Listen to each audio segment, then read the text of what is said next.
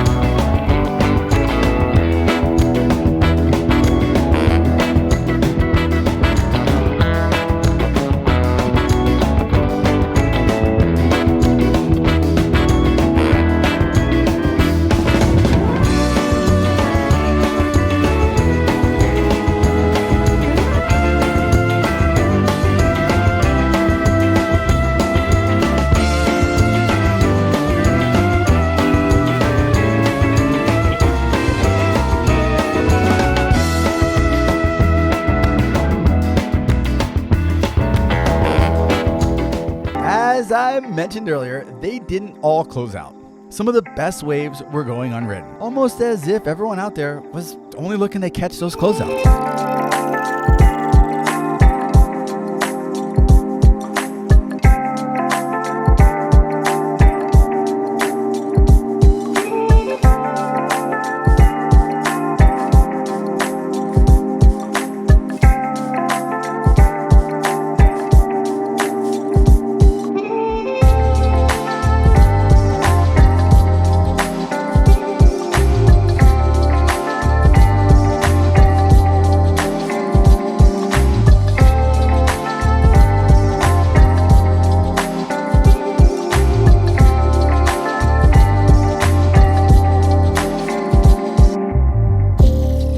I walked away from this day kind of confused. Is there any other sport which people are drawn to and will take part in no matter how crowded it gets? I've gone skiing and snowboarding plenty of times where I knew it was going to be crowded, but at least I was sure I was going to get a few long, good trails in throughout the day. This guarantee doesn't exist in surfing. So why do we paddle out when it's shoulder to shoulder crowded and mostly closed out? Is saltwater similar to a drug for surfers, drawing them back no matter what the consequences are? There's a calming connection surfers have to being in the ocean, kind of one-on-one with Mother Nature. But on days like this, I'm just not sure how calming it is. It seems like 95% stress and 5% euphoria gliding on Mother Nature's amusement park rides. Is that ratio worth it? Yeah, I guess so, because the lineups are not thinning out. Alright, I hope I didn't bum you out too much on this episode. But thanks for watching. I'm Brad Jacobson, and I'll see you on the sand.